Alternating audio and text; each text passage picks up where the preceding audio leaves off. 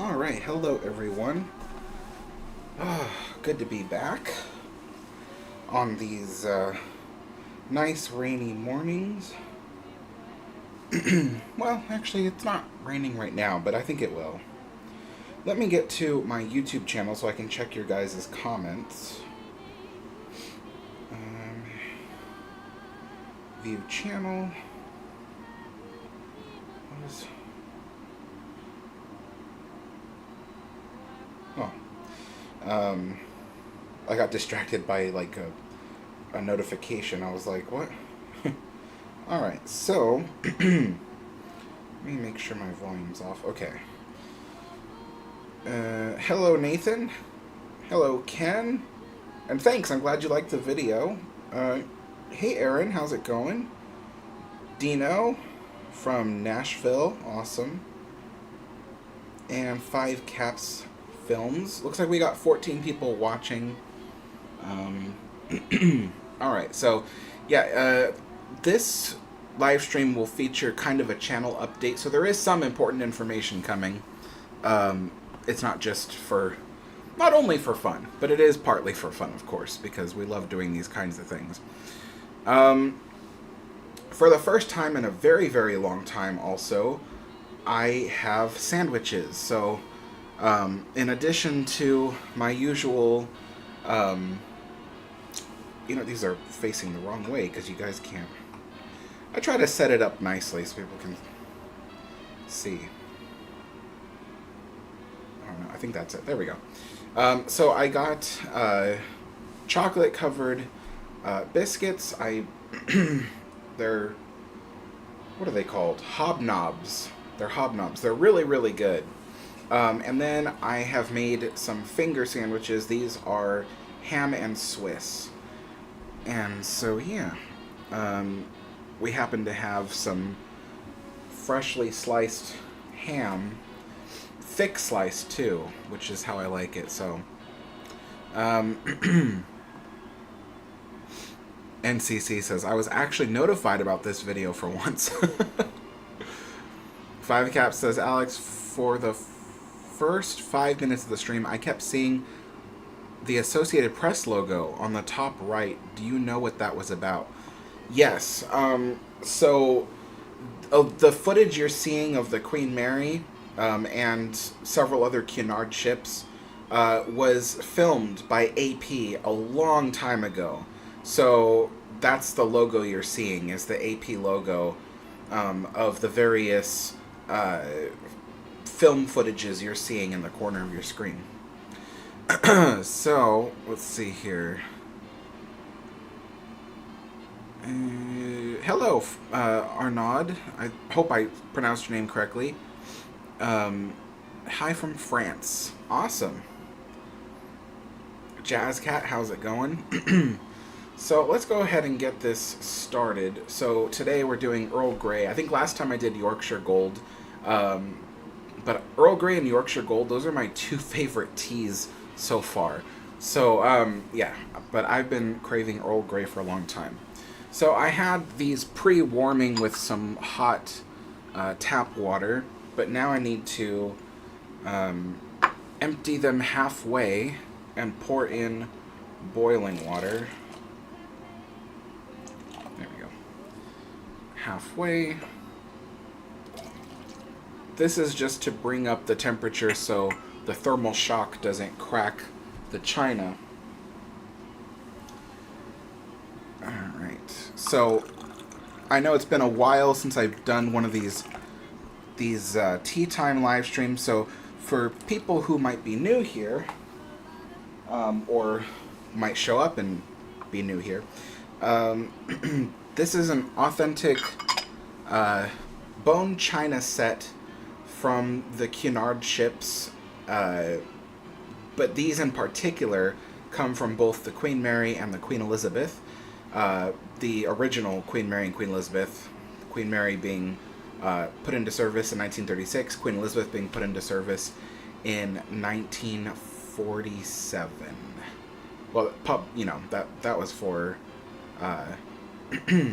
for passenger service, not just for the war. For the war, she went into service in 1940.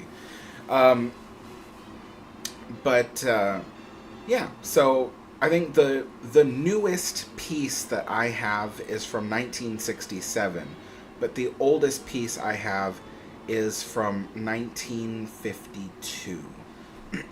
I'd love to own a piece that's from the 1930s, but you know, those are much more rare. Um, NCC says, "Have you figured out why YouTube has not been notifying about uploads?" Yes, but it's really complicated. So, essentially, like when you upload, well, this kind of digs into the other topic I was going to get into today. But essentially, when you upload several unpopular videos, you know, one after another, with no popular videos between, the YouTube algorithm kind of goes, okay, this guy is missing the mark every time.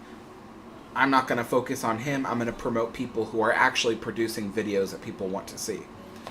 So what happens is it doesn't even send out notifications. Now, YouTube will refute this. YouTube will say, oh, that's not true. That's not how our system works. But that's how their system works. It only promotes the channels that are producing popular content. And if you stop producing popular content, the algorithm stops promoting your channel, even to your own subscribers. So you'll find that you'll post a video and none of your subscribers will know that you posted a video. I've gotten comments from people saying, oh, welcome back to YouTube. I'm like, welcome back. I've been posting every week. You know, so yeah, that's kind of the problem. And we'll kind of get into what unpopular videos I've been posting recently. I just like saying hello to some people as they join. But this kind of goes into the update of the channel. I know I posted an update, I think last time I did a Tea Time stream, I talked about updates to the channel. But then I'll have to redo that because things have changed. Armis Listania says, if the Titanic went full speed to New York after hitting the iceberg, do you think it would have made it? After hitting the iceberg? No. Because Titanic was almost 2,000 miles away from New York. It was quite a distance.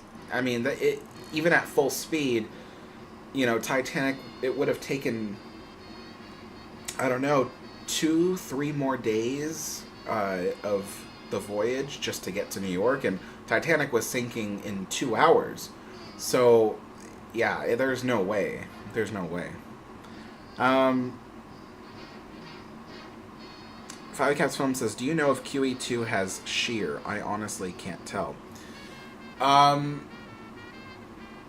You know, I've tried to figure that out myself. I do not think QE2 has shear. If you look at all the decks from the outside, they all are flat. They all line up. But there are times on the inside of the ship where I'm kind of like, does that look like shear? But there aren't too many spaces on the ship, at least from what people have filmed recently, where you can see a long distance, long enough to tell if there's shear. On the Queen Mary, there are certain places you can stand and you can see the shear. But on Queen Elizabeth, people haven't really been filming that too much, those particular spots where you can see shear or not. So I don't know for certain, but my best guess is that no, it doesn't have shear, because from the outside it doesn't appear to look like the ship has any shear whatsoever. And that's also partly because the ship was designed to be a bit more stable out at sea due to its bulbous bow and its stabilizers. So yeah, I think that they were in that transition period where they were going, you know what, ships don't need shear anymore. Hey Mark, how's it going? History on the Lake says, hey Alex. Alright, so we got enough people here. I think I can begin talking about the update to the channel, what's going on, and the problems and the good things that are coming. Let me start brewing tea, actually. because I can't multitask. Wish I could, but I can't. Alright, so we pour the rest of this out.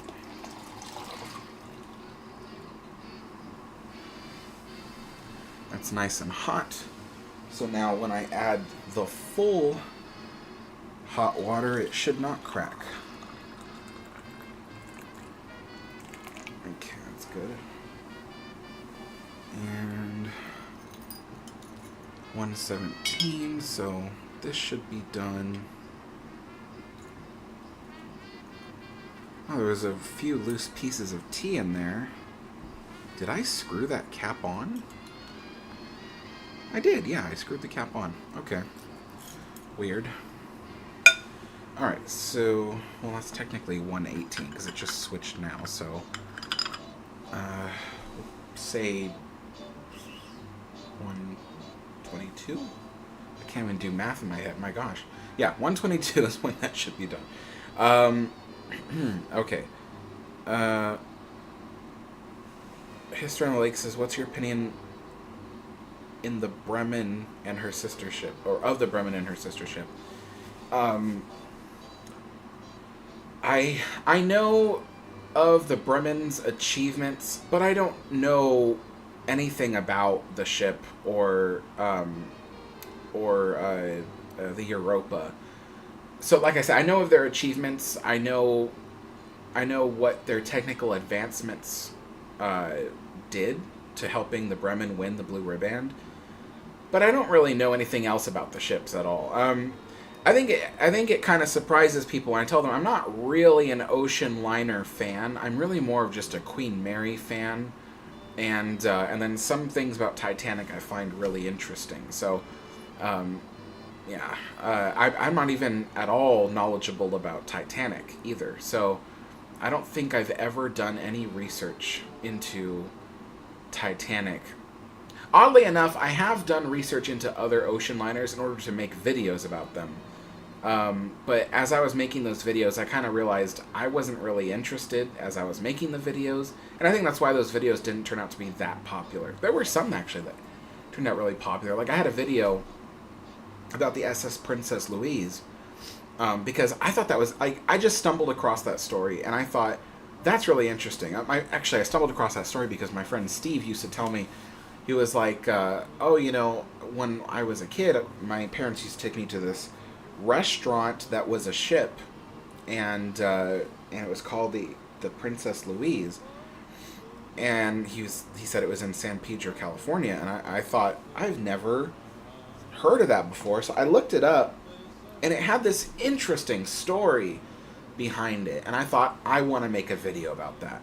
So there was only like a handful of ships where I was kind of like, that story is so interesting, I really want to make a video about it. But then after making all the videos of the ships that I thought were interesting, any ship I came across after that, I was kind of like, it's interesting to read, but not interesting enough for me to want to make a video about it. And then there are tons of other like channels that were making much better videos than I could about that stuff. So yeah. Alright, one more minute on that tea.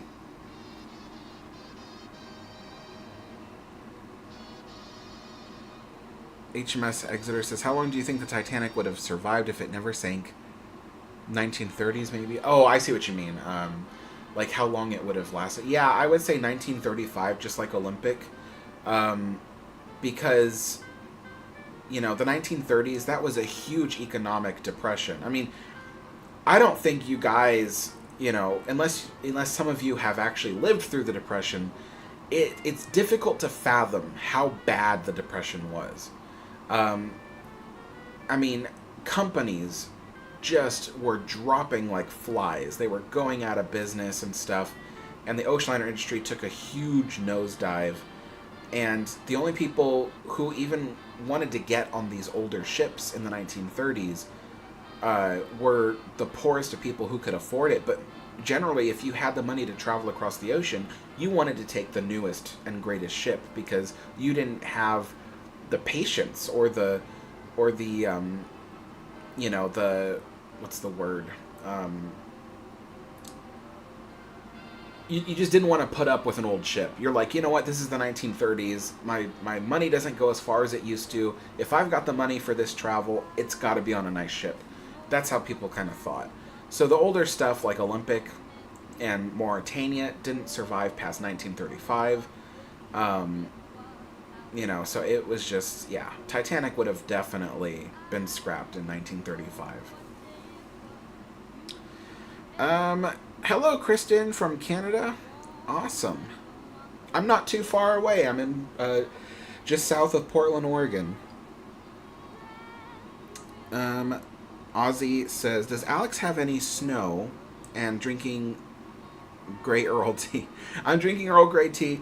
No snow yet. We've got some rain, but no snow, unfortunately. I love the snow.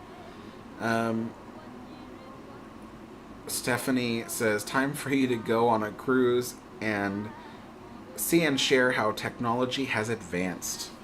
Yeah, I'm not really a cruise person, but I wouldn't mind taking a transatlantic voyage on the Queen Mary 2. That definitely I could do if I had the money. I'd love to do that. History on the Lake says, also another question. What do you think of Titanic 2? Do you think it will be liked by the public? My opinion on Titanic 2 is that it's never going to happen. Ever since I was a kid, what's his name? The Australian billionaire, Clive Palmer. Ever since I was a kid, he's been talking about Titanic 2. Oh, it's going to happen in the next 2 years, and then it never does. He stops talking about it. In fact, if you look at all of the concept art for his Titanic 2, that stuff was made. That concept art was made like 15 years ago. He hasn't made any new concept art because he knows it's not going to happen. If you ask my opinion, he doesn't want to build Titanic 2. It's just a way to keep his name in the newspapers. He announces it every 5 years or so when the talk sort of dies down. He announces it every 5 years or so, saying, "Oh, I'm going to build Titanic 2." And then the press goes crazy because like someone's going to build the next Titanic. And then he never does. Not even begins work. There's no blueprints or anything. He just hires a company, well, at least the last time he did, to create concept art, so that way there was something to show in the news. So yeah, if you ask my opinion, he doesn't want to build it. He's never going to build it. But let's just say, for like the sake of the argument, like, what if he did? I think there would be a huge amount of people who would be against him building it. I certainly would be against it. But I think we would find that there is also probably a larger portion of people who want to see it done. Yeah. And the reason why I wouldn't want a second Titanic is it just doesn't feel right. Like... It was a ship where people died in the most tragic way. And if someone were to build a second one and operate it and stuff like that, it'd be for the nostalgia. It'd be for the romanticism of the tragedy. It wouldn't be for any kind of educational purpose or whatever. You don't need an education on Titanic. You know what happened. It's different when you're researching to go like, okay, this is how it happened. But there isn't much mystery to solve in the sense of, like, the ship didn't disappear, you know what I mean? And there's no, like, thinking about where did it go, what's the ocean currents that could have dragged it away, that kind of thing. Nothing like that. That would be, like, in my head, essentially what I'm trying to say is there's no scenario where making the Titanic again is at all acceptable, So, yeah, that's my opinion on it. But like I said, he's never going to make it. He doesn't want to make it. He just announces it so that way his name stays in the newspapers and his company continues to get publicity. And publicity is what it's all about. Alright, so I'm getting a lot of Titanic questions today. I'm looking at the chat and I can't recall the last time I got so many Titanic questions.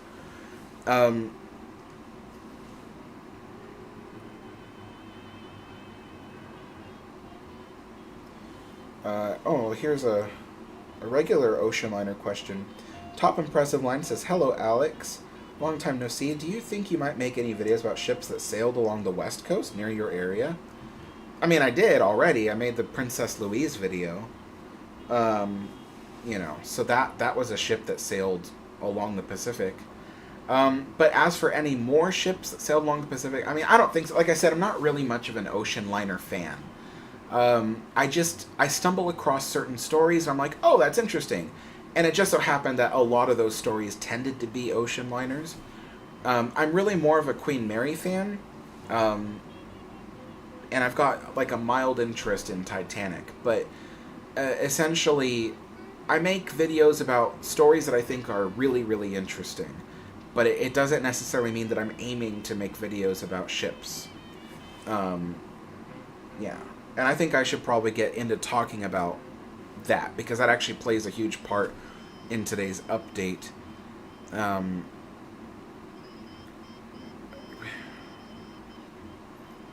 Arnaud says, "Do we have pictures of Queen Mary's galley except the plans? Could we have information on the galley and cooking spaces on the Queen Mary?" Yes, Arnaud, I run a website called RMS Wiki. It's a free website, no ads or anything. And it is a encyclopedia of the Queen Mary. So if you can imagine, like, there's a Titanic online encyclopedia, well, I have one for the Queen Mary. And in that, you can find information about the galley spaces on the ship. The website is fairly advanced in completion, but you'll find that there are some areas that I haven't yet built and, typed out. But there is definitely a space dedicated to the main galley of the Queen Mary. Talks all about the equipment, shows tons of pictures of the interiors of the galley. So yeah, you can check that out. There's a link in the description below to RMS Wiki. And like I said, it's a free website. There's no ads on it whatsoever. So you're not going to be bothered by having to, unclick ads. Can you imagine, I've been on so many websites where it's like, there's nothing but ads popping up. Like, you're trying to read an article and there's ads in your way. You won't find any of that on our RMS Wiki. It's completely ad-free and free to the public. So, yeah, like I said, link is in the description. Tons of information on the Queen Mary there. I'm adding more stuff every day, pretty much. It's kind of like my hobby is I work on that website, I add stuff to it. And the other person who operates the website, I brought him on as my friend Shiloh, and he has created several articles for the website as well. So he kind of co-runs the website with me now, and he's made stuff about the officers and their uniforms, and and he does all kinds of other stuff like graphics and things for the website, as well as helps me to do some research for the website. So yeah, and we're adding stuff to it all the time. So I think you guys would really love it. If you love the Queen Mary and you want to know just the minute details about it, like the really nerdy stuff, you can find it on RMS Wiki. Let's see here.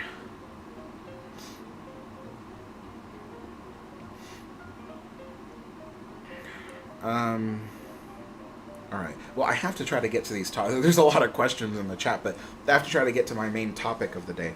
So basically, ocean liner videos. People are probably wondering when I'm going to get back to that. And so even though I just finished explaining that I'm not particularly an ocean liner fan, and I make videos about stories that I think are particularly interesting, just because I may not make documentaries about individual ocean liners, doesn't necessarily mean I won't make videos about ocean liners in general. You know, there's lots of different topics about engineering and stuff like that that I think are really interesting, and how one ocean liner compares to another. So I might make more videos based on that. And here's the reason why. So, I don't know if you guys know, but I recently, well, back in October, I went to New Orleans. And I had people donate towards that because I couldn't do it all by myself. And they, you know, they, in return, would get perks and things for their donation. And those perks, by the way, I'm working on right now. I just finished the final vlog on the New Orleans trip, which has freed up time for me to put together their perks. Like, for instance, one of those things was I had told people that they would get a photo album of, like, all the photos we took and stuff, and, well, at least the most interesting, but a huge number of them. And it took a lot of editing. We were editing for, like, the past 2 months because I had several people help me take photos. And so I had to get them to send all their photos to me over the past 2 months, and then I would edit them, or they would edit them, and make it presentable. So now I can compile all those, because I have them all, and then I can put them into like file folders, and then send those to people who had donated to the channel specifically for the New Orleans thing, as well as I have thank you videos to the highest tier people who paid for that, that are going to be going out. And then I have a special video that's in the works that is just for people paying for a certain tier where they paid for like a special video. So that will be going out towards the end of the month. So yeah. But anyway, back to the New Orleans thing. So I went to New Orleans, and the idea was I would go there and film a bunch of footage so that way I can make tons of history content about New Orleans. The idea was that those videos would be really popular because it'd talk about history and all that kind of stuff. And then what I would do is I would use the ad revenue that comes in from that to save up towards my UK trip, which that trip I would take a journey across the Atlantic aboard the Queen Mary 2, go to Europe, like the UK mainly, and then to parts of France, to film various historical structures and things so I can make videos about those. Because it's really difficult to make a history video when you're very, very limited on the amount of images that you can use. And yes, I know I can go to various YouTube channels and get images from them, ask them for their videos, go to websites, ask for their photos. That I already know. I've been doing this, for 8 years, so I've done that before. The problem is that those people often don't get back to you, and when they do get back to you, they say no. And it can be months before they come back and say no. So it's really difficult to make videos about places when they don't let you use their content. So filming it myself was really, really imperative. And that's why I went to New Orleans, because there is so little footage of New Orleans in general that I needed a ton of footage. So yeah, that was the idea. And I remember telling you guys all about that and, giving you that update. That was all predicated on the success of the New Orleans videos. I've put out 7 New Orleans videos so far these past 2 months, and every one of them has been a complete failure. They have garnered very little views.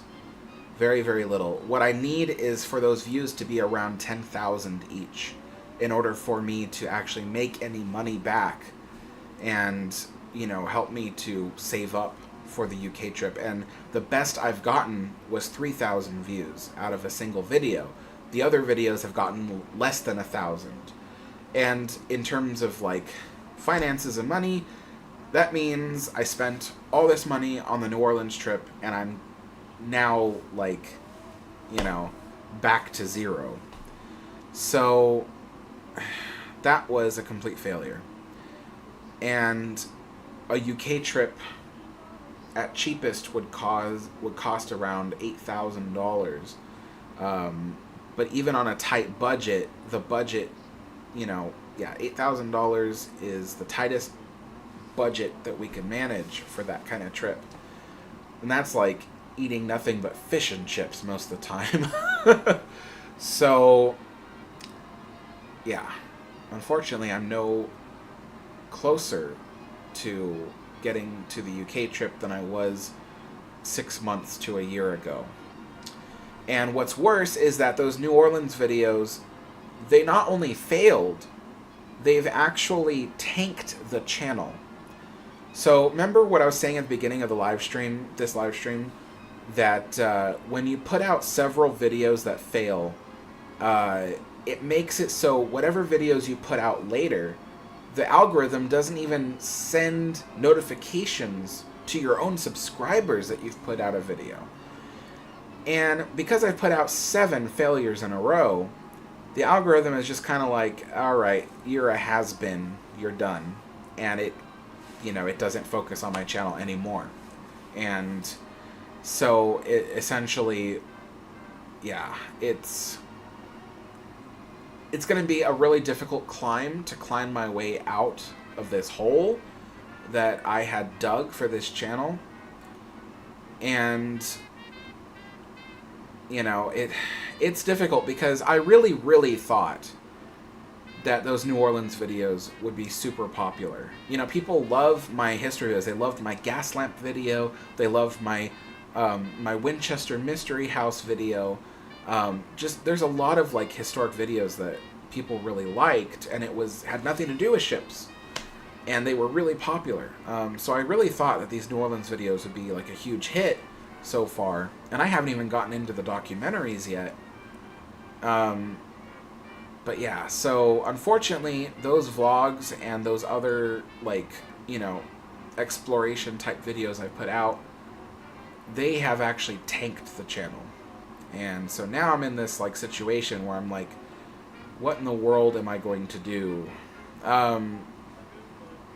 Because now everything that I had planned for 2025 is in the dumpster. So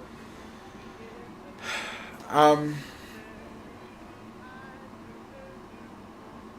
going to have to return to making more Queen Mary videos and making more ocean liner themed videos. That's kind of what the majority of my subscribers had signed up for anyway. The problem is that one of the reasons why I switched away from Queen Mary content a couple months back was because as I was putting out Queen Mary content, fewer and fewer people were watching it. And I think it was because they were getting tired of it. I think they were getting fatigued. There was so much Queen Mary content, and they only have so much interest in it. And so I made this big move because I said, you know what, if this channel is spiraling downwards, I need to shift and produce content about completely other stuff. And like I said, there was so much promise about going to New Orleans because people were loving my videos about just historic places. But yeah, the New Orleans videos so far have been a huge failure and a huge misstep on my part about what to do with the channel. So now I'm sitting on all this footage that I can't use on this channel. And that, I think, I will have to start a second channel and put all that content there. Because for the past 2 years, I've tried to switch away from just ocean liners and Disneyland stuff. I'm trying to create a channel where there's a lot of diverse information, lots of diverse stuff to watch. And, and it can be like a one-stop shop for all kinds of history content. Because I love switching between ocean liners and Disneyland and historic places and historic figures. But unfortunately, every time I try to do that, it just does not work out. So, it seems that what the channel's really telling me is that I need to separate stuff. I can't put train stuff on this channel. It just doesn't, it doesn't skyrocket the way I need it to. I can't put, you know, historic places on this channel because it's such a hit or miss. Especially these past 2 months, it's been a complete miss. And then, you know, stuff about historic figures, which is something I wanted to kind of go into. I don't think I can do that on this channel either. It's just, you know, yeah, not enough people watch that stuff. They're here for ships. And that's also something I don't think I've ever quite understood either, because I never went solely ships. You know what I mean? Like, I never just stuck with ships. I always produced diverse content. But for some reason, the stuff that everybody latched onto was ships. I mean, look at the beginning of this live stream. All my comments were about Titanic and other ships and stuff like that. And I don't know how that happened, because I spread out the ship content between other historic content. So, I don't know. That's just the thing that kind of everybody latched onto. That's what they wanted to see. And that's what I'm going to have to produce. Problem is, I can't produce too much of that content because I'm not really a fan of ocean liners. I'm just a fan of the Queen Mary. So, Rapid Transit says, whatever money you may get from it, you can resave back to the UK trip. They treated you really badly when you went there. Oh, the contact credit card company. I don't think I can dispute it. That's the thing. When you really look at it, just because I did not enjoy my experience doesn't mean I can dispute it. You can only dispute something when they have cheated you out of a great deal of money. You know, when you didn't get the product you asked for. Now, technically, I asked for the suite. Just because one bed was missing from the suite doesn't mean that they necessarily did not give me what I paid for. You know, it's hard to describe, but essentially, I really looked at it. I do not think I can dispute this. You can't just dispute every charge you get. They eventually can sue you for doing that. You know, so yeah, it's difficult. And plus, you know, if I did have to go to court over it, I couldn't afford it. I really couldn't afford it. So I don't think I'll be able to dispute that at all. I paid for a suite. They gave me a suite. It wasn't everything I wanted, but then again, you know, that happens when you pay for rooms. Sometimes they just don't meet your expectations. As for saving money, unfortunately, this is my job. I pay for this apartment and, you know, for the food in front of me, all with my YouTube channel. So when the views take a dive and my revenue takes a dive, that means that it dips below the amount of money that, like, if there's a threshold, right? And there's a threshold between core expenses I need to pay and then anything extra, something I can save towards the next trip. Unfortunately, my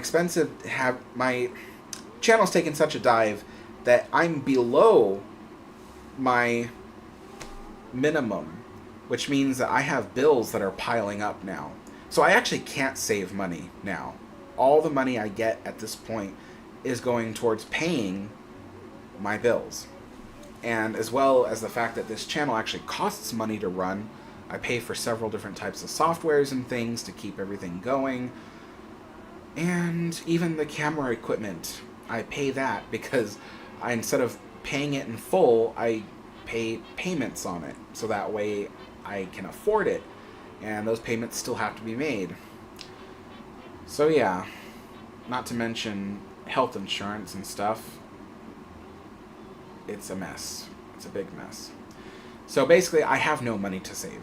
I barely have money for food, in fact.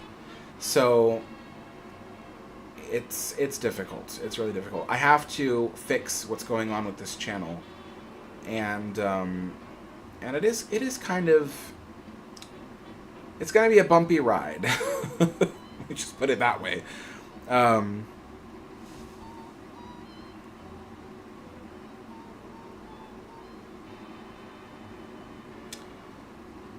all right, so Sheridan asks, do live streams help your channel since those failed New Orleans videos? Not really. The live streams actually don't help the channel at all. They would if I placed a bunch of ads in the middle of the live stream, but I don't do that because when I place ads in the middle of the live stream, people don't come back after the ad. They click away. They're like, you know what? I'm not going to deal with this if there's going to be a bunch of ads in the middle of the live stream. And I don't blame them too much for that because actually, let's say I'm talking about something they want to hear, right? And I'm talking about, let's say, the Queen Mary. And they're like, oh, this is interesting. I want to hear this. And all of a sudden, oop, there's an ad, right? And you got to wait like 15 to 30 seconds. And then by the time you come back from the ad, you've missed 15 to 30 seconds of what I just said. So I can see why people don't like that. I wouldn't like it either. It would annoy the heck out of me if I saw ads on a live stream. And so, in fact, I can't think of too many YouTubers who put ads on their live streams for that same reason. People just, they watch the ad and they go, you know what, not worth it, and then they click away. So yeah, I don't put ads in the middle of the live stream.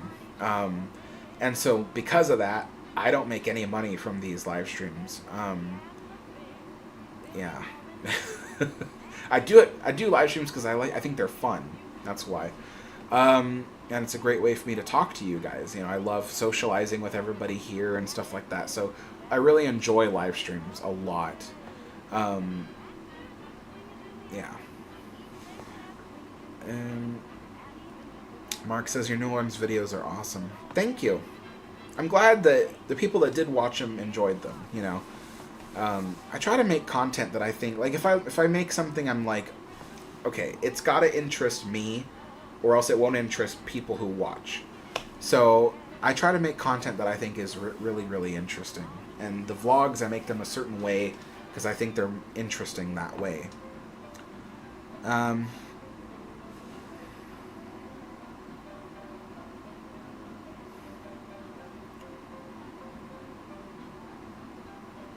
So yeah.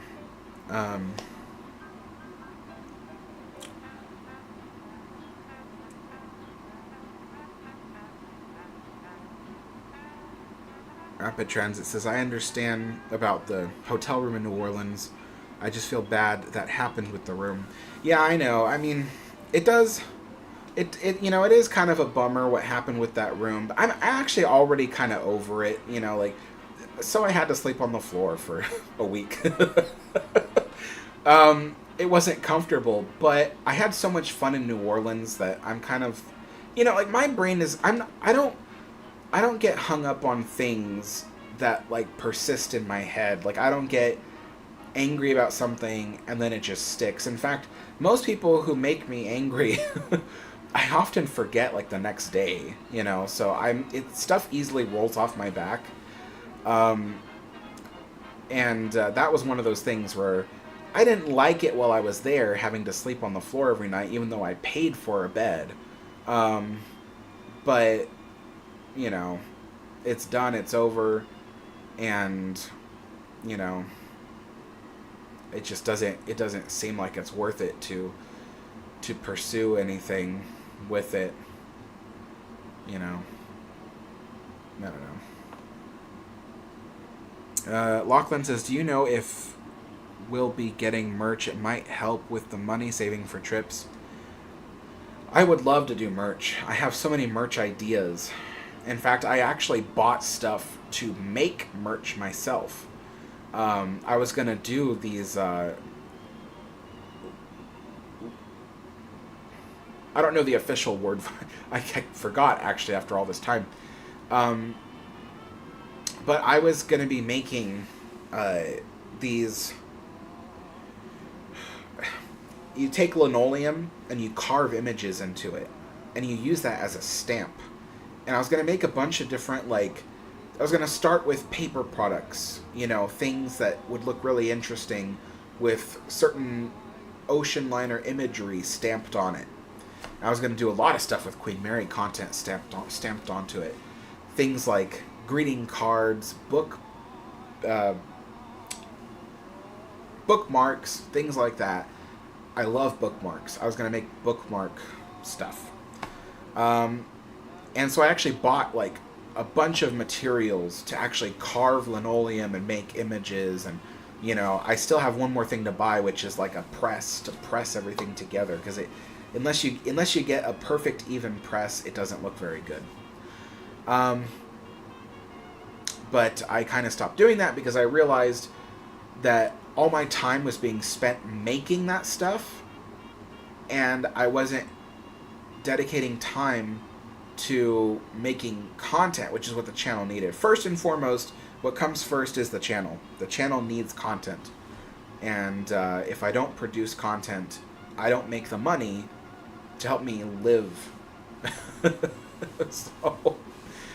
So I had to stop making merch because I wasn't making any money on the channel.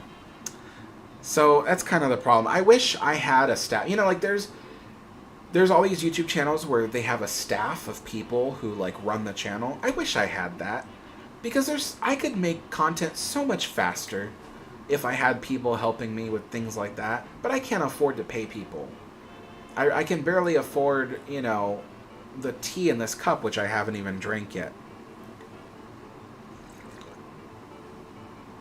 So yeah, I wish I could have a staff, but, you know, one step at a time, I guess.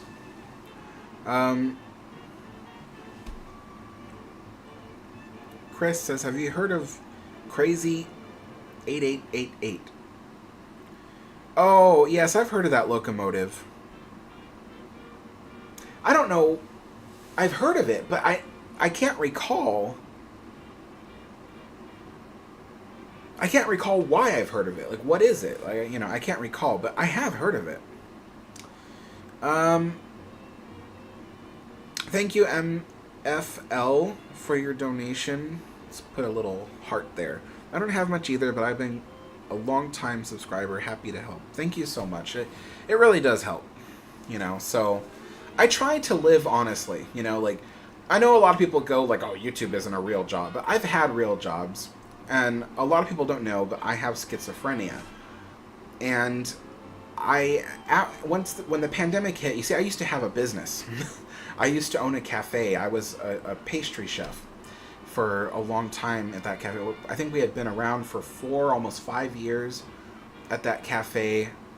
Loved that cafe because we had the best customers. Just like we fostered like this really cool little neighborhood feel in this cafe. And we would have tons of returning customers who were there to socialize. And we would all just chat and talk and have coffee. And, you know, it was so amazing.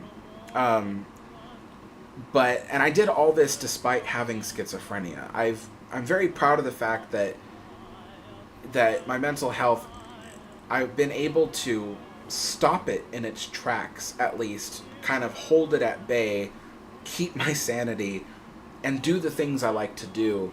Because I think some people ask me, they go, you know, like, how do you live your life with schizophrenia? So many people end up on the streets. And I just say, like, you know, in my head, I don't have an option not to. You know, I have to make things work. And so I just do. But after the pandemic hit and I had to close the cafe because we went out of business, and I had to move up here, you know, by then I was like, what am I going to do? Because, you know, with my schizophrenia getting worse, I can't really go back to working. It's really difficult to work a regular, like, 9-to-5 job when you have schizophrenia. I think a lot of people, too, you know, when I go into work, they understand me less and less over the years because I become really scatterbrained, and no matter how hard I try, I can't keep focus. You know, but YouTube was something I could cling to because I had already had a channel. I was operating it for fun, but but I realized that I could use it to earn money, and for the last 5 years, I have. I've operated it like a business, and I've earned money this way, and I've impressed my family because my family doesn't necessarily have to support me.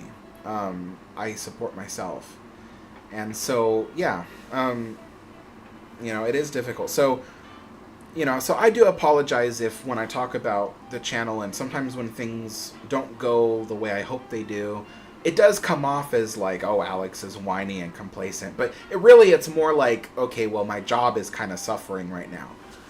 And so that's really what it is. I think anybody who has a job, you rely on your job, and if things don't go well, you're not earning the money you need to earn, I think you would also feel the same way. And I think a lot of people too, they assume that because I'm a YouTuber, I probably have tons of money or whatever, but I really don't. So I can't even, my sister was like, can you host Christmas dinner at your apartment? I said, I can host Christmas dinner, but I can't cook anything for Christmas dinner because I don't have the money for it. So she was like, oh, that's okay. I'll cook everything. I was like, okay, but yeah, so it's difficult, so, and I try not to complain about that because there's people out there who have it much worse than I do, and not only that, but I try not to trivialize or make trivial what other people have to go through too, it's not always just about me is what I'm trying to say here. So yeah. But I will say that this YouTube channel has been a blessing because it's allowed me to do the things I've always wanted to do. I mean, can you imagine when I said I went to New Orleans? I hadn't left home, essentially, like where I live, the area I live, in 13 years at that point. The last time I had ever been on a leisurely trip for fun was 13 years before that. So I was like, man, this is great. I get to go somewhere completely different for fun and do something, really neat. And this YouTube channel made that possible. I don't think I would have been able to go anywhere, if I had any other kind of job to do. Because, when I had my cafe, I definitely didn't have time for anything. I was there 24/7, so yeah. So yeah, I do recognize that this channel is definitely a huge blessing for me.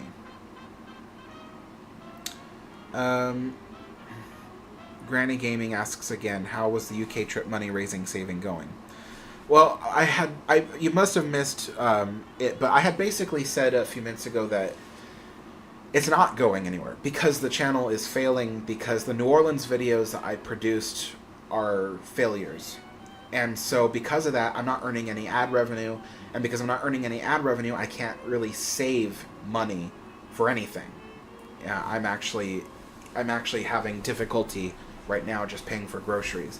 So I can't save anything for the UK trip. I thought that the New Orleans trip, I was putting a lot of hopes on this New Orleans trip. That I was going to make a ton of content. People were going to love it. It was going to be really good. It would earn me enough money to save for the UK trip. That did not happen. It went the opposite way. People hated the New Orleans content. They didn't watch it. Yeah, I mean, I would say the people who did watch it loved it. But the people who didn't watch it didn't want to see it. And because I did a poll recently, and the poll is on my channel to see, why didn't people watch it? And huge chunks of people said they either just didn't have time or they weren't interested. And which is fine because we're in the holidays, people don't have time for much. That's okay, that's understandable. But a huge chunk of people said they weren't interested. I think it was at least a quarter of the people in the survey said they just weren't interested. And then I think another quarter of the people in the survey said that they didn't even know I was posting content, which shows that YouTube, the algorithm was like, your content isn't doing very well, so we're not going to promote you. We're not even going to tell your own people that you're producing content. So yeah, that's why I can't save for the UK trip, because the New Orleans trip failed so miserably. And I've got to figure out how to fix that. I got a huge donation. Sheridan, thank you so much. My goodness, $40. Did I get a bigger donation? I feel like... Oh my gosh, Dino. Holy moly. Thank you. I didn't expect that. Oh my gosh, you guys, like, I'm gonna cry. I did not expect that. I was just trying to give you guys an update on what's going on. Let me give everybody a heart. Thank you, Dino. Yeah, no, first and foremost, I was not expecting people to just donate money. I just wanted to give you guys an update about why I'm not going to make more New Orleans videos, on this channel at least. And then why, like, you know, I'm going to be going back to some Ocean Liner content, maybe some Disneyland content. Daniel, you like the videos? Oh, thank you. I'm really glad. Granny Gaming says, hope your situation improves one day. I hope so too, you know. I try to make stuff that I think people will really like. You know, I think that history is really important. Not just world history, not just, you know, government history or, you know,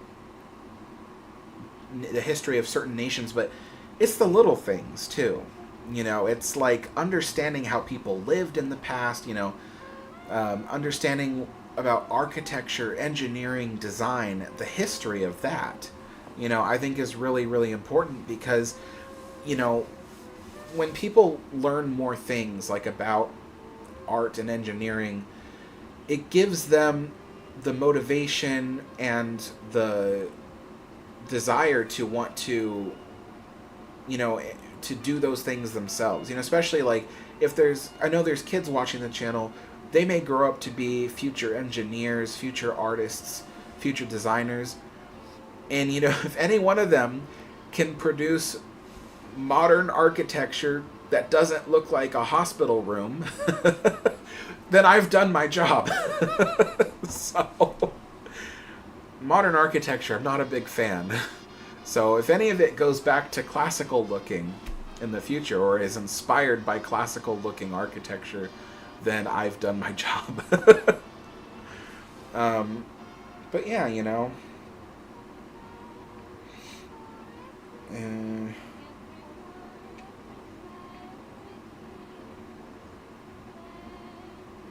Five Cats Film says, do you ever see yourself driving again? I must have told you that I don't. Yeah, because I was like, how did you know that? But yeah, no, I don't see myself driving again. The last time I drove, I nearly drove into a wall. I was, this was 2013. Yeah, 2013.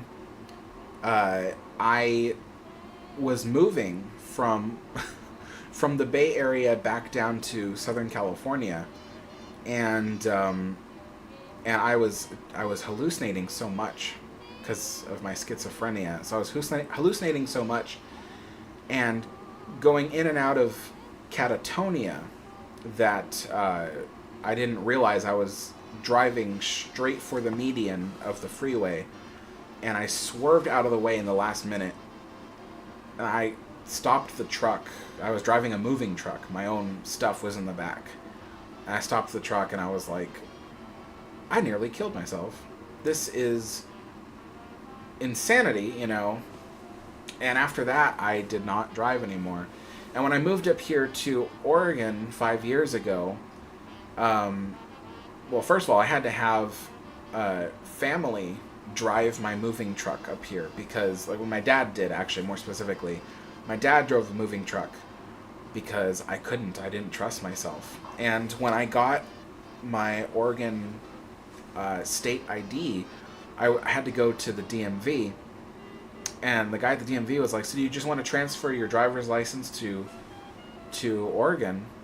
And I said, it would have required me to take an extra test.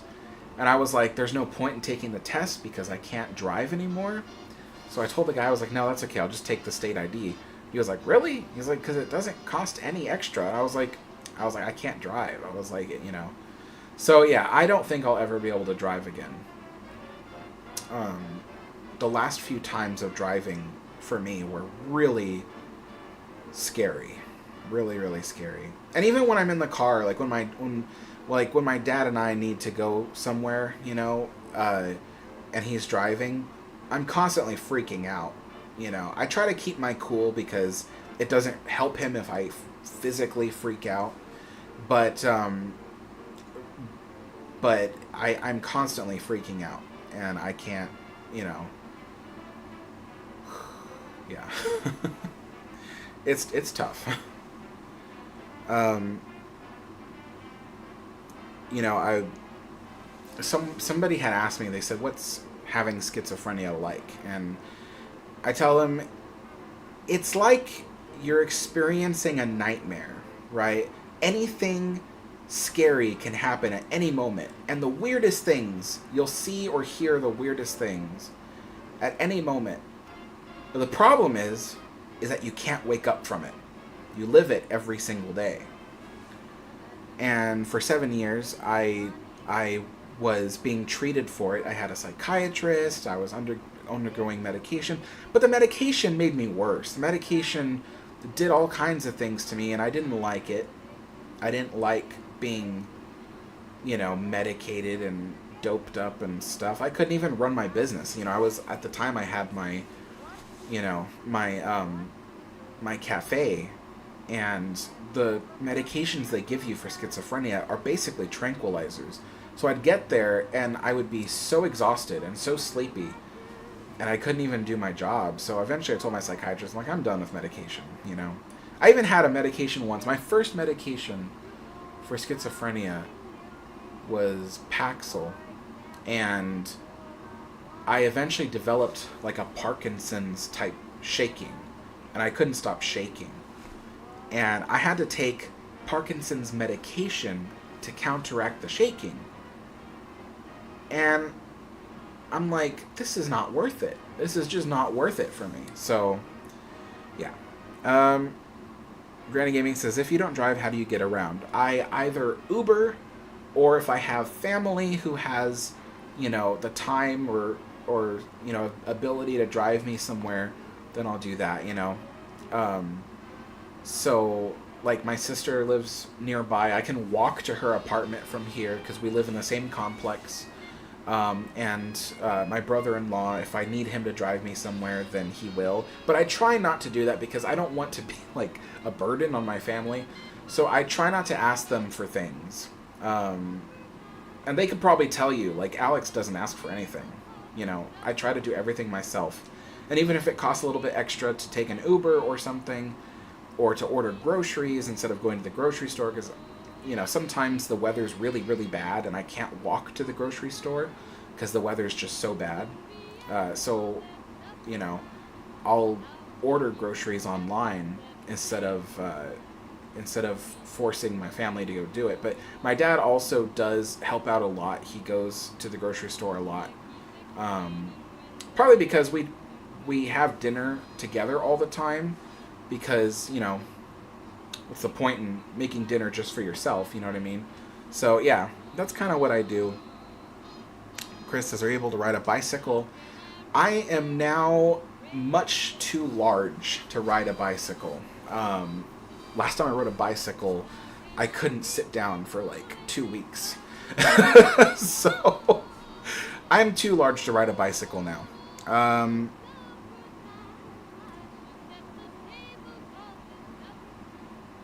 Chris says, I can easily pass the paper part of the driver's license test, but not the driver test ever. Oh, wow.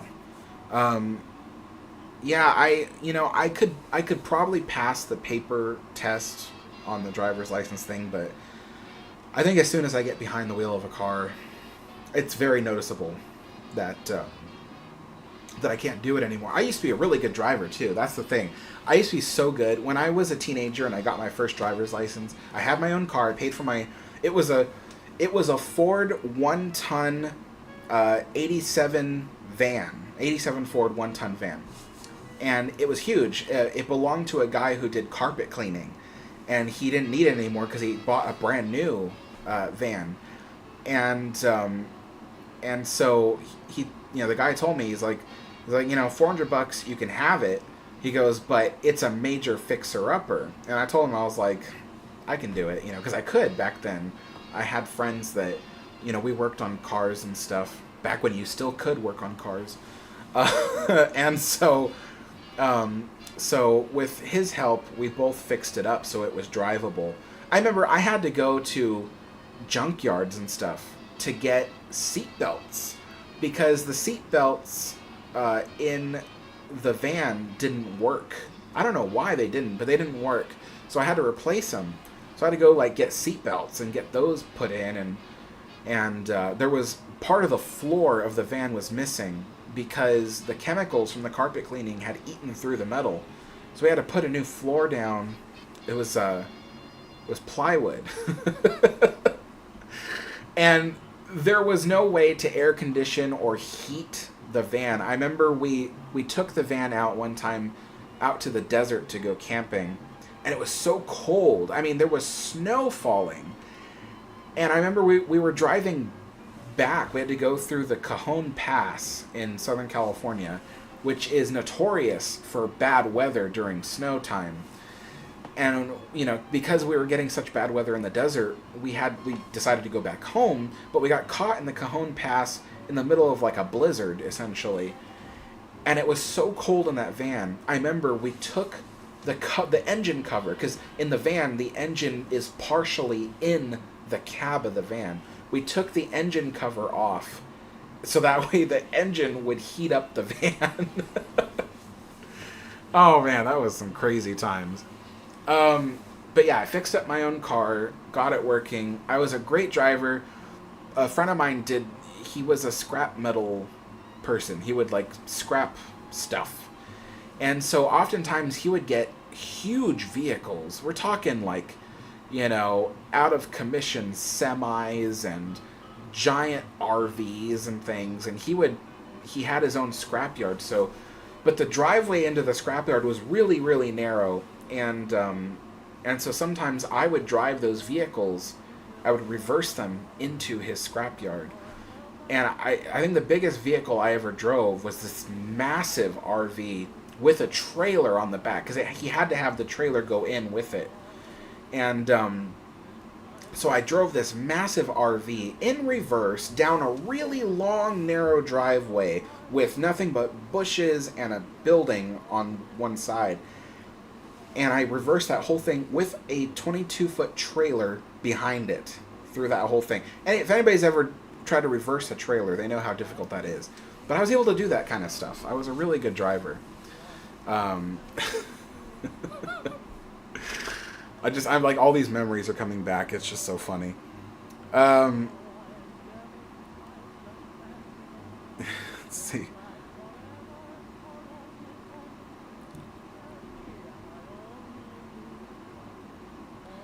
Daniel says, next year we should see some beautiful Oregon scenery, Alex. It'll be good for the soul. That's something I do. I take a lot of walks and things because I live near a natural area. And so besides getting coyotes and bobcats, we're able to walk through trails and stuff. So I go with my sister or my sister's friends, and we take walks and things. So that's really nice. In fact, I was thinking about taking a walk today, but I was so busy setting up for this that I was like, I'll just skip today. But I love it. Being out so close to nature actually has helped me, I think, because my mental health has improved over the last 5 years than it was 5 years ago when I lived in Southern California. So I think being near nature actually really helps. Alex, do you know what an EMD F7 or EMD E8 is? Those sound like locomotives. Yeah, those sound like locomotives. I would say type of diesel electric locomotive.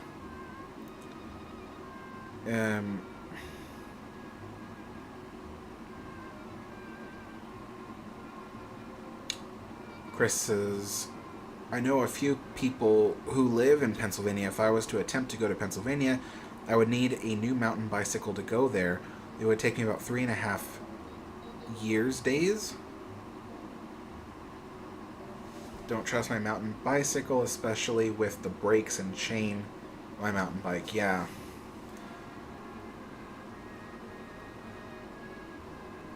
Sheridan asked, do you ride city buses just to get around?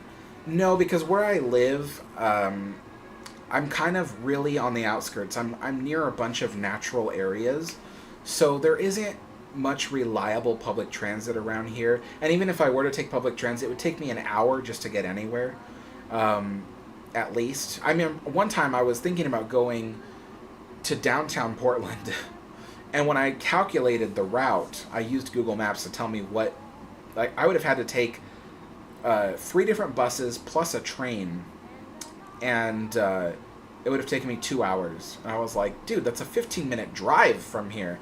So it's crazy. Yeah, so I can't because of where I live.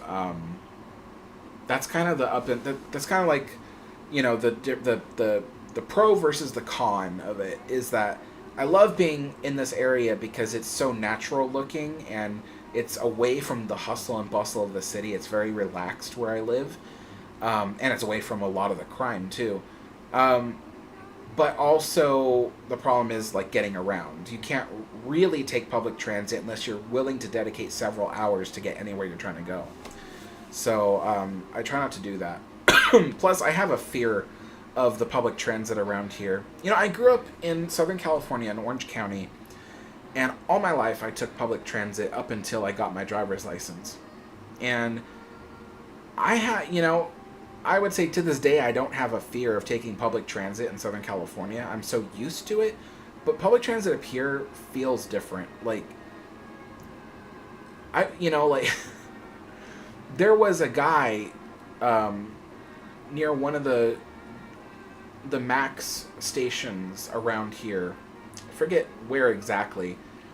But he was waiting to get on the Max train when this guy came out of nowhere and tackled him to the ground and chewed his ear off. And I'm like, that doesn't happen in Southern California. So I'm like, I'm not gonna to take public transit around here. And then, yeah, public transit here is notoriously dangerous. I hear people, getting injured or shot or whatever just for riding public transit. So, I don't know. I have a fear of the public transit around here. Yeah, he got his ear chewed off. Can you believe that? Like, yeah. 3.5 days. Okay.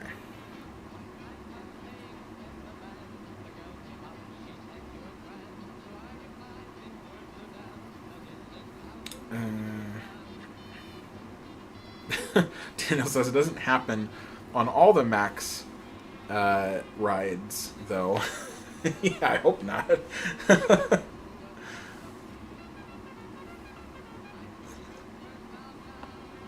To be honest, I don't have that much of a need to get around. Where would I go is kind of the question. Because besides, like, I live very close to grocery stores. So if I really had to, I could walk to those grocery stores from where I live. And, and I have in the past, actually. I've done a lot of shopping by just going there myself. But around this time of year, we get really, really bad weather. And it's not, you don't want to be walking around with groceries in your arms in this weather. Especially now that it's going to start freezing any week now. It'll start freezing. So, yeah. I live on this hill, too. So when the roads and the walkways get icy, and like I said, we're like right on the edge of a forest, kind of. So it's essentially kind of rural where I live. And, yeah, so going up a hill with ice all over the ground is is a big no-no. I remember the first time I encountered ice when all the roads had iced up the first year I moved here. And I was like walking through the apartment complex, and all of a sudden I hit this patch of ice, and I was sliding. And I've never rode a skateboard or surfed in my entire life. Never. But I managed to stay upright and, like, balance as I'm sliding down the driveway on ice. That was incredible. That was pretty funny.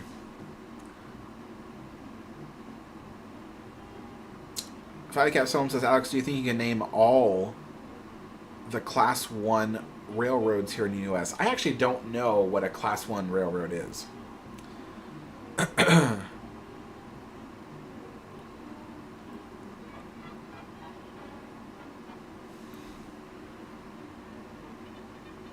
Fattycat Film says, Alex, can you retell the story about how a fan came to your house? Yeah, I mean, I guess I can.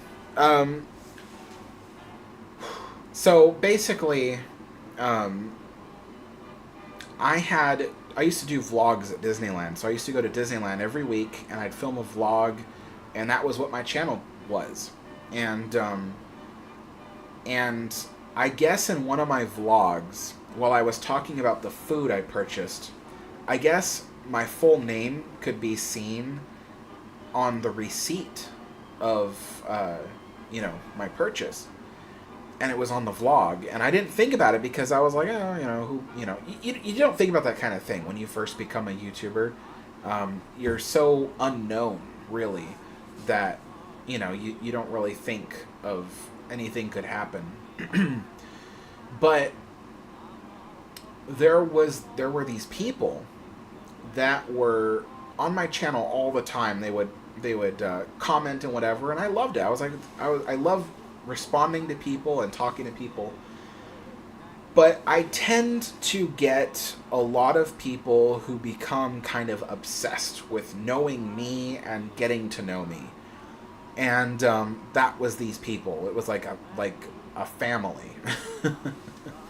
And essentially, like, what had happened was they saw that vlog, they saw my name, they looked me up, found out where I lived, and they came to my house. I remember I was sitting in the living room watching TV, and I get a knock at the door, and at the time I had my main door open with the screen door shut so that way I could get airflow through the house. And I went to answer the door, and it was just like these three people, and it was like a lady and her husband, I think, and then a little kid. And they were like, oh my gosh, it's you. I'm like, me? I'm like, who are you? Do I know you? And they're like, oh no, but we watch your channel, we love you, blah blah blah. And I was like, oh, okay, well thank you. And I was like, do you live here? Or, what's going on? They're like, oh no, we came to find you and say hi. And I was like, oh. And I asked them, like, how did you find me? And they told me about the name on the receipt and how they looked it up. And, and they were very nice, but it was very creepy because I was like, don't they see that this comes off as kind of weird? Like, it's different if, like, I was in a public place and, like the grocery store, and they saw me and were like, oh, I want to say hi because I know that guy. I watch his YouTube channel. That's different. But they came and found my house. And, yeah, I was, and so I spent a couple minutes to talk to them and say hello and stuff. But, when they left, I was so creeped out. I was like, oh my gosh, like, so I remember I took that vlog completely off the channel because I didn't want anybody else to see my name and then find me. But I have actually a slight history with stalkers. So I think that's part of the reason why I get so freaked out is because when I was a teenager, I was working at Disney, I had people from my past that knew me, and they were kind of like stalkers. They would come to Disneyland to find me, and all the time, and they would come to my house, and it was really freaky. And I had them kicked out of the park. I remember telling security, I'm like, these people are really weird. They always, like, go to where I am, no matter where I am. And they find me, and, you know, and they act like they're my best friends. Like, I've known them in the past, but they weren't my friends. And so, yeah, had to get them kicked out of Disneyland because they kept coming to my location. I remember my my shift lead was like, do you know those people? Do you like those people? Like, I don't know them, technically. I know of them. I've met them before. I've talked to them before when I was younger. I was like, but they're not friends or whatever. And he goes, okay, I can tell. He goes, because you look really uncomfortable. I'm like, yeah. I'm like, because they, no matter what location I change to, they find me. You know, so it's really weird, yeah.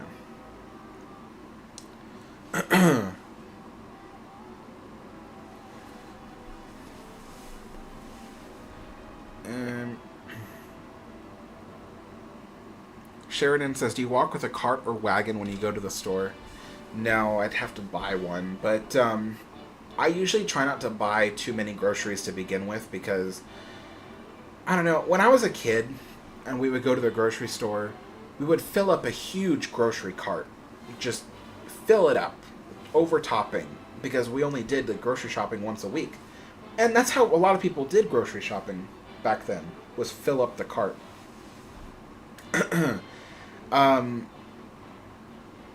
And I guess, you know, when I got old enough to do my own grocery shopping and, you know, go my own places, I didn't want to live like that. I was like, I prefer to shop for things no more than like 3 days in advance. I don't like spending 2 hours at a grocery store and then an extra, you know, 30 minutes waiting to check out and have all this stuff. And so yeah, I try not to like get that many groceries. I try to get little bits of things at a time. I don't know, it's weird. I do a lot of things the opposite of how my parents did them. I guess I just grew up different. Like, for instance, my mom, I hated visiting my mom's house because she would have all her doors and windows shut, all the blinds drawn, so it was like, everything was dark. It was dark all the time at her house. And I hated it. I hated it so much. And so, me and my sister now, every day, we have all our windows wide open, you know, unless it's really cold weather, we usually have the actual glass window open to let air in. We have all of our blinds and shutters, everything open to let in as much daylight as possible because we grew up in, you know, such a dark house. My mom loved a dark house. And so we've grown up to do the opposite things that our parents did. So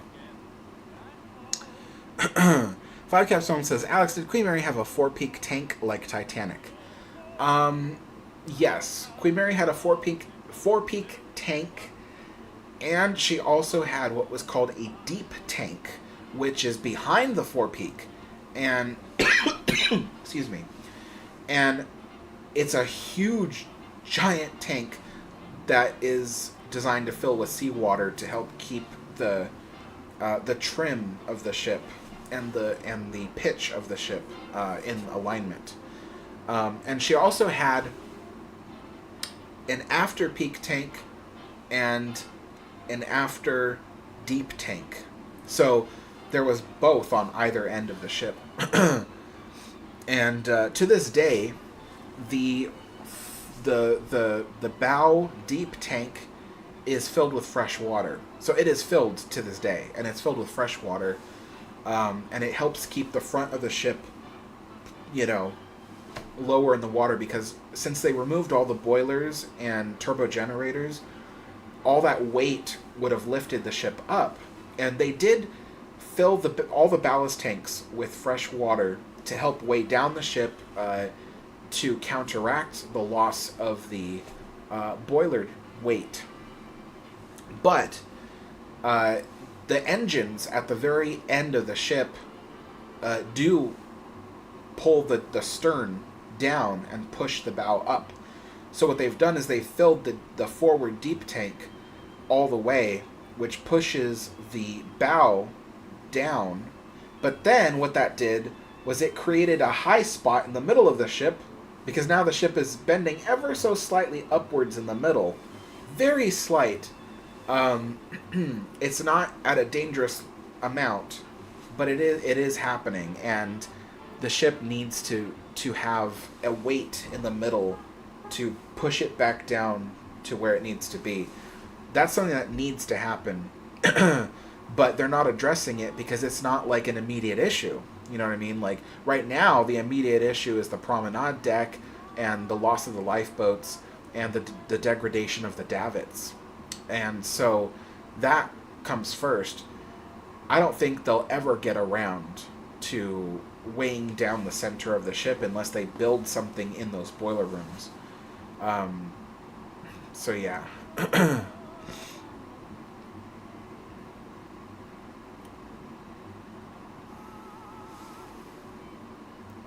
Oh yeah, ability to page.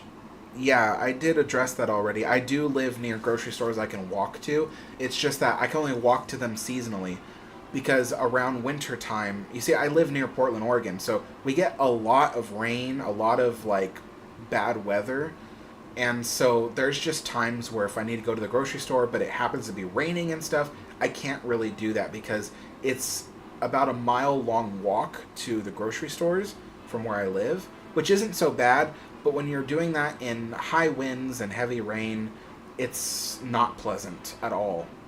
So I try not to do shopping. So we're getting close to the time of year where it'll start freezing, and so you can't really walk to the grocery stores with all the ice on the ground either. So it's very hit or miss whether I can go to the grocery stores by foot.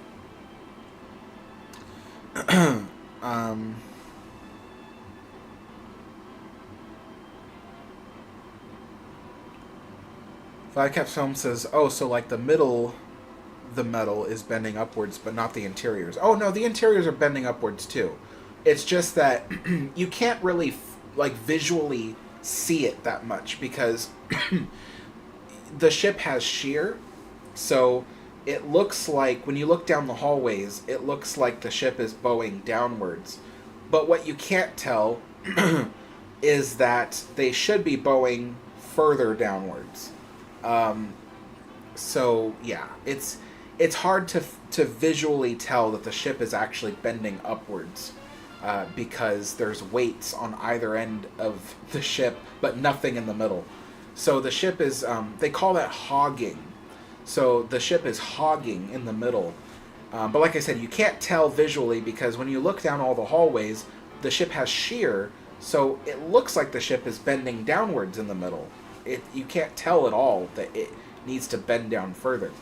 But one way that they've known that this is an issue, there was a public restroom on a deck where the tiles on the floor were buckling upwards like this. It was buckling upwards because the ship was bending like this and forcing some of the metal plates together and then forcing them upwards, and that pushed some of the tiles upwards. And I don't know if they fixed that or if that room has since been demolished. I don't know, but that is part of the problem that's happening with the middle of the Queen Mary. It's not a huge issue. The ship can take it. The ship can handle it. That's what she was built for. She was built to be able to to crest huge swells in the ocean, which means that if she's at the top of the swell, then the middle of the ship is the only part being supported, while the front and back would, curve downwards. So the ship is built to handle it. It's just that she's permanently like that right now, and so it does cause long-term minor issues, but nothing structurally like damaging, Aaron says, "Can I have a sandwich?" If you were here, I'd give it to you. I've been talking so much, I haven't really had a chance to eat my sandwich.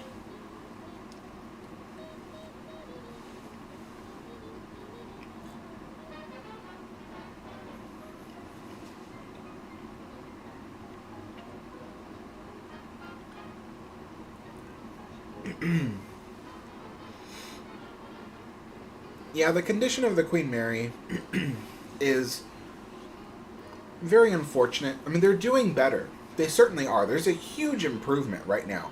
Huge. Absolutely huge. They're really doing a lot of work on the Queen Mary.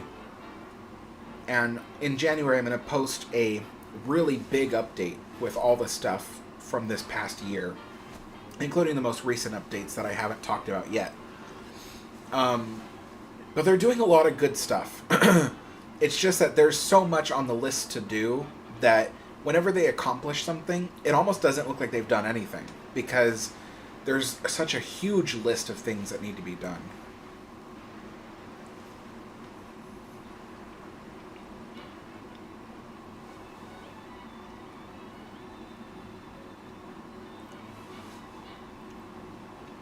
This sandwich is still cold because I froze the sandwich to cut it more easily. That's what you're supposed to do when you make finger sandwiches. You freeze them and then you cut them. So they defrosted. They're still cold. And it's cold in my room, so, you know, it's helped keep them cold. Otherwise, if they were warm, I probably wouldn't trust them now.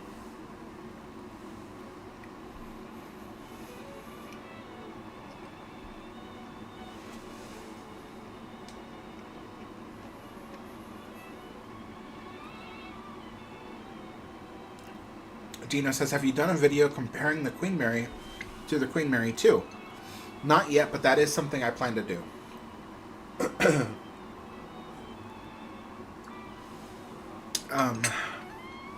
Since I'll be returning to Queen Mary content in the coming months and stuff, I will be making a lot more comparison type videos. I hope they do well. I hope people like them, but that's a risk I'm going to have to take, whether or not they want to see that kind of stuff. What is that?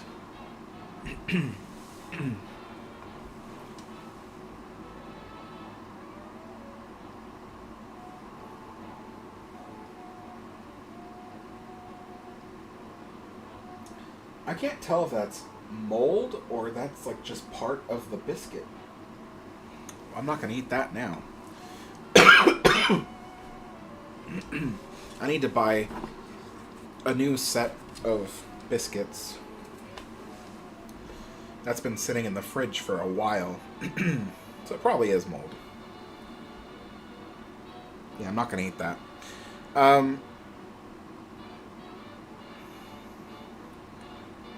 An Age Forgotten says, I love how they're making the ship look seaworthy, even though she'll never move anymore.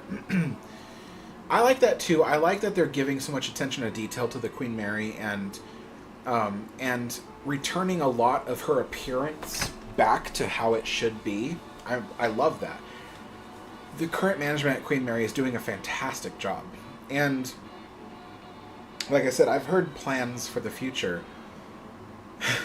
So exciting. I've heard such exciting plans for the future that I wish I could just blurt them out and tell them all to you, but I don't even know if I have permission to talk about it. And I don't even know, like, I hope it happens, but I don't know if it's going to happen. It just depends on how things go, essentially. But there are some huge plans in the works for the ship.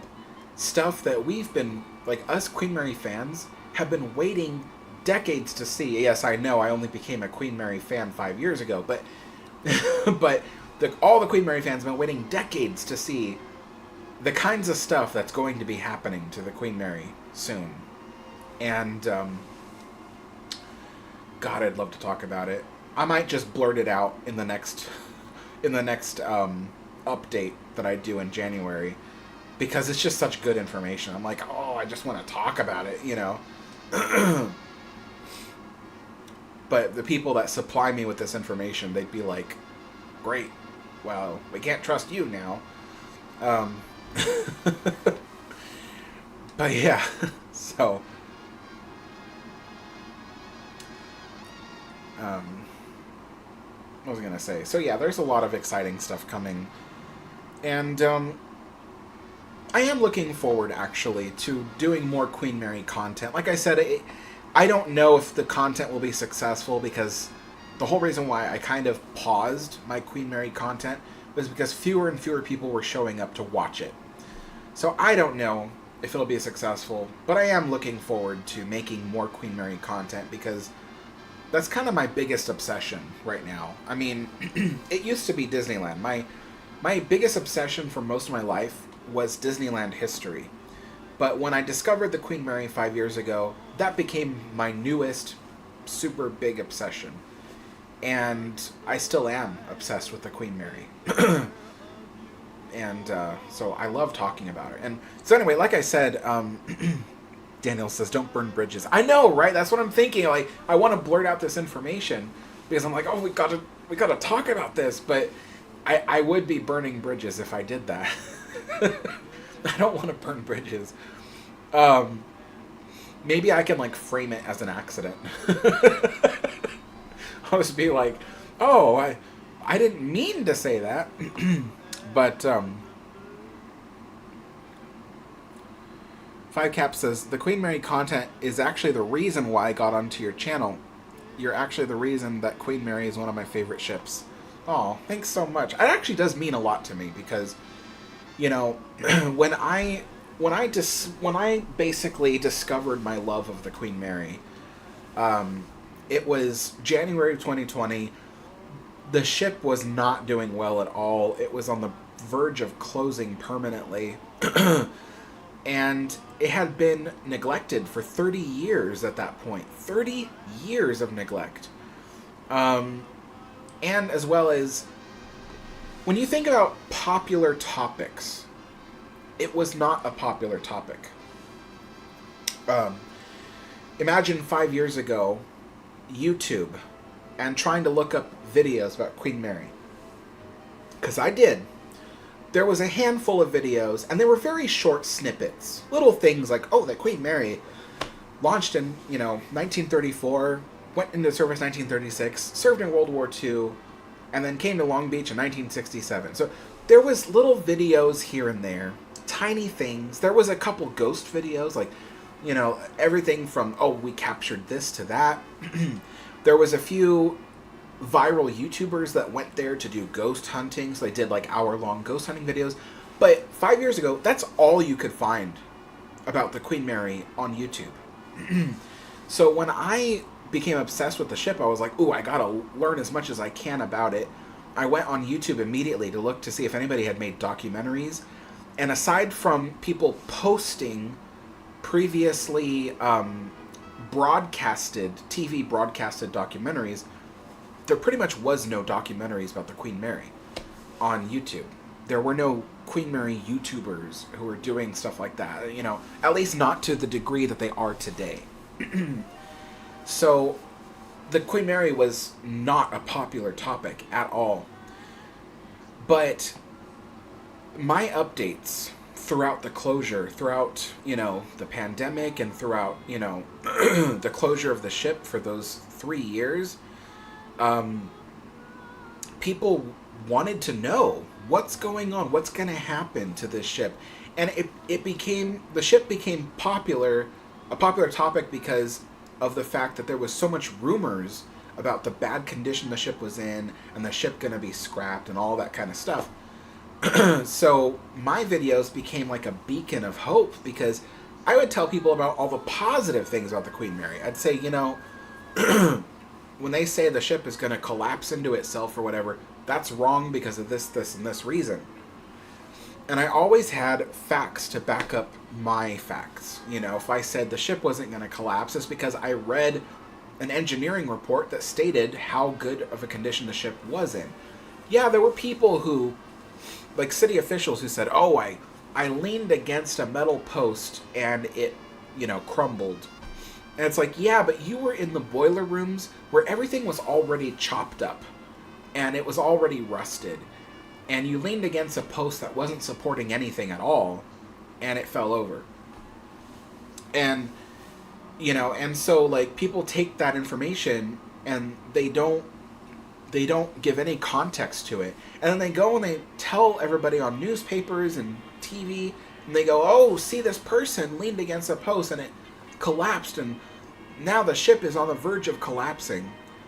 And it's like, no, if you just get the information right, you could see that the ship is actually in really good condition for how old she is, and compared to the neglect she faced for the past 30 years. So the ship is actually, I saw all this hope where no one else could see it. And it was funny because I had so many people back then who were like, oh, Alex, you're wrong. The ship is never going to reopen. She's going to be scrapped very soon, and blah, blah, blah. And I got in, like, arguments online with these kinds of people. And I was like, you guys have no facts to back up what you're saying.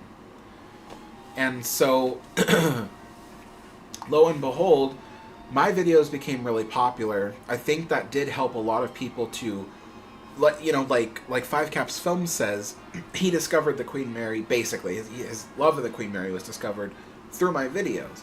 And a lot of people did through my videos. And the Queen Mary became a popular topic again. Suddenly a lot of YouTube channels were covering the Queen Mary. In fact, there was a YouTube channel recently that posted a video about the Queen Mary.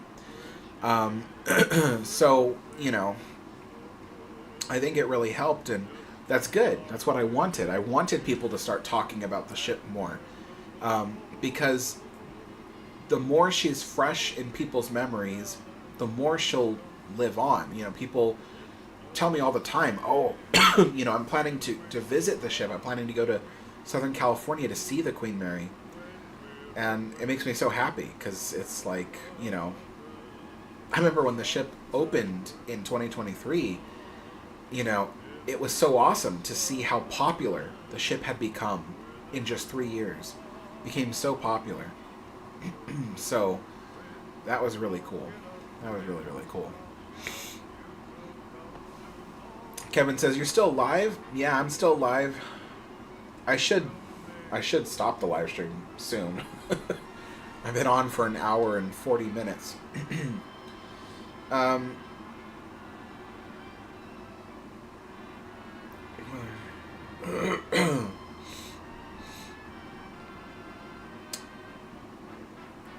Chris says, whenever a ship becomes a museum ship, they should always keep it as is with the boilers and engineering equipment that makes the ship move. Well, they know that now.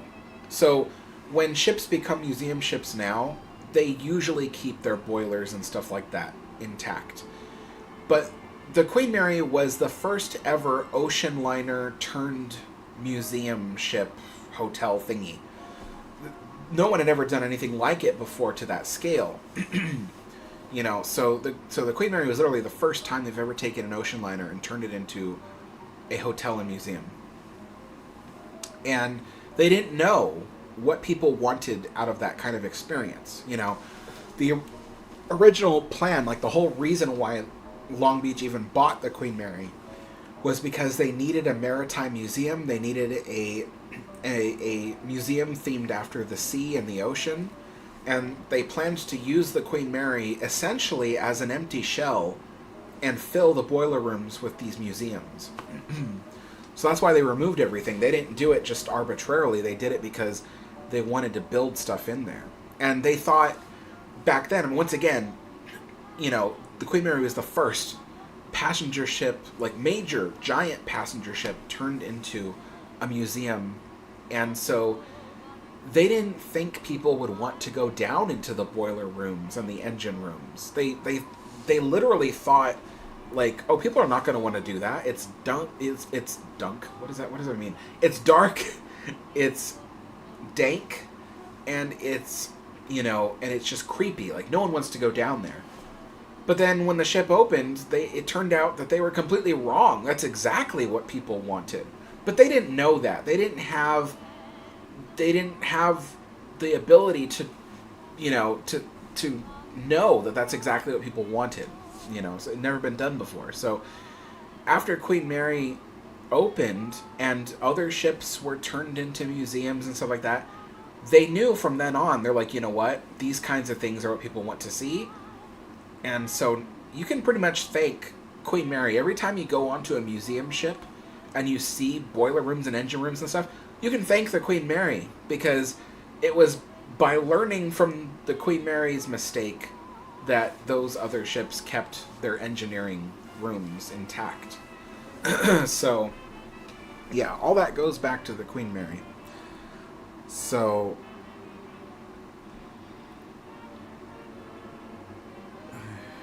and Age Forgotten says, they have tried to argue with me too. Yeah. Yep.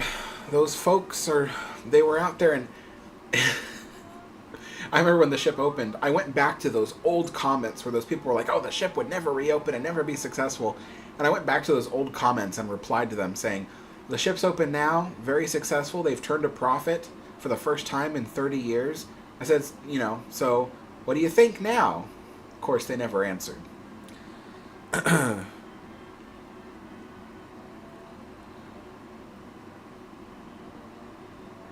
Five Capstone says, Alex, what's your favorite Queen Mary photo? Mine is the one where there is people on the side of it, where there is ropes and wooden platforms. Do you know what they were doing? So they would lower wooden platforms down the sides of the ship, or even the sides of the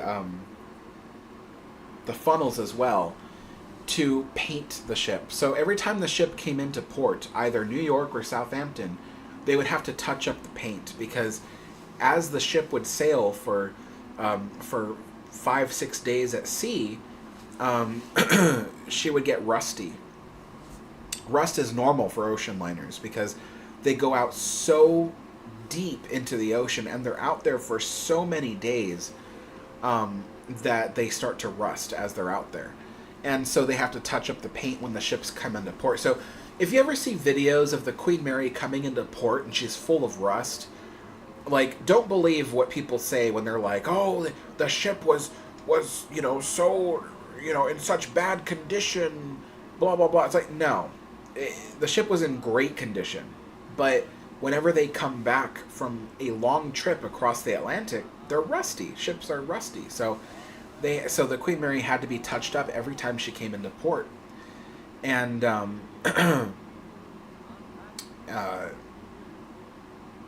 and touch up doesn't mean, some people, I tell them touch up and they think that the whole ship gets repainted. Touch up means that you find spots where paint needs to be applied, and then you do that. You don't paint the whole thing. That would be called a repaint. So just to clarify. And then what was I going to say?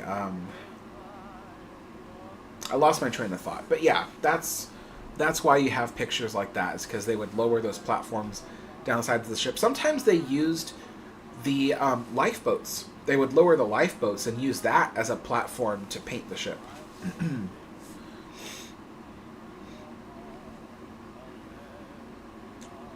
With proper maintenance of any ship, could easily last a long time. For example, Battleship New Jersey just got done with dry docking. That's true.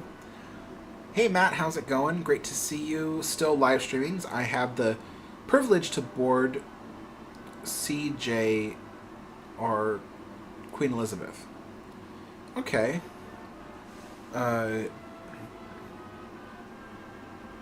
When she was in service, or while she's in Dubai? Next major dry docking period will be 25 to 35 years from now, Chris says. Of the Queen Mary, you mean, or of the Battleship New Jersey? Oh, Battleship New Jersey, okay. Yeah, Queen Mary needs dry docking to clear the hull. Now, the interesting thing is that the hull of the Queen Mary is in really good shape. And it's because, first of all, before the Queen Mary was turned into a hotel museum, she did one last dry docking in Long Beach. And what they did was they had sandblasted away all the old anti-fouling paint.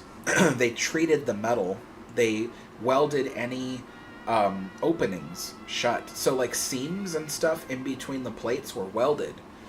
And then any openings like input, like pipe inputs and things like that, the stabilizer fin retracting areas were sealed up, and then everything was welded to keep it watertight. And then what they did was they applied an extra thick coating of anti-fouling paint, and then they installed the sacrificial cathodic anode system, which is designed to prevent the seawater from being too corrosive to the ship. So the seawater's corrosion effects are put onto zinc plates, and those zinc plates sacrifice themselves to prevent the ship from being corroded. So, and those were maintained over the years. Those zinc plates, as they eroded away, would be removed and put new zinc plates in place. And that's what kept the ship in such good condition all this time. And then, over the last 30 years, when the neglect was getting really bad and they were not replacing zinc plates and stuff like that, what kept the hull from corroding was all the algae and barnacles that built up on the hull over the years. There was so much barnacles and algae, it created a thick layer that actually prevented seawater from corroding the hull. Literally, it's that thick. I've seen photographs of it. It is so thick, you cannot see any bit of metal of the hull at all. It is just like, I think it's like something like 4 to 6 inches thick of nothing but barnacles and algae.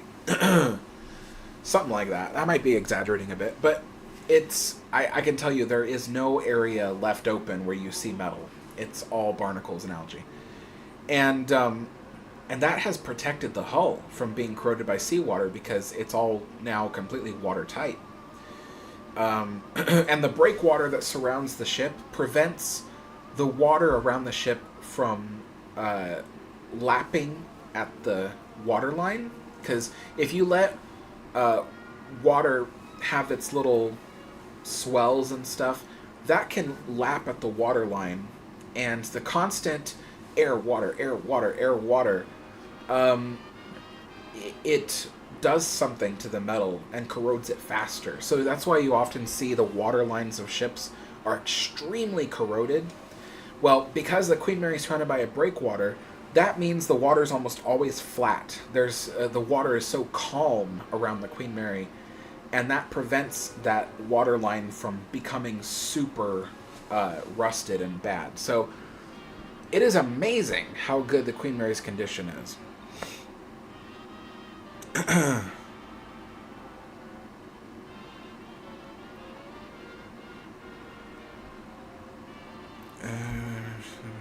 Just reading some comments. Last month, what a wonderful experience. Okay, so you went to Dubai. That's pretty cool. Are you still planning on going on Queen Mary 2, or what are your thoughts on Queen Anne? I want to go on Queen Mary 2, but I can't save up right now. I don't have the income to do it. What are your thoughts on Queen Anne? I don't like the Queen Anne. I'm not a cruise ship fan anyway. Like I like ocean liners because of their engineering. Cruise ships to me, they don't have that same kind of engineering. It doesn't interest me. But also the Queen Anne, I don't like modern architecture, and the Queen Anne is nothing but modern architecture, and I don't like it. So I don't know. I often describe the Queen Anne as looking like first of all, the lobby looks like the inside of a very fancy refrigerator. So I don't know. It just doesn't look warm and inviting and lovely to me.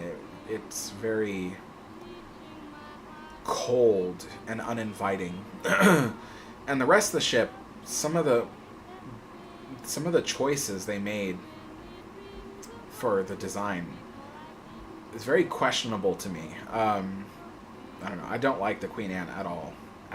So I don't know. Oh, Queen Elizabeth III. Okay, I thought you meant the QE2. Okay, so yeah, you were on the Queen Elizabeth, the cruise ship. Okay. Oh, but you've also seen the QE2 in Dubai. Okay.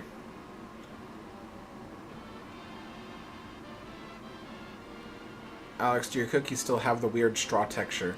I don't know, because I think I found mold on them, because I have had them in the refrigerator for a long time. I need to buy new ones. So I actually haven't tried these because they've just been sitting in the refrigerator for a while. And I think I just discovered mold on them, so I'm like, I'm not going to eat those.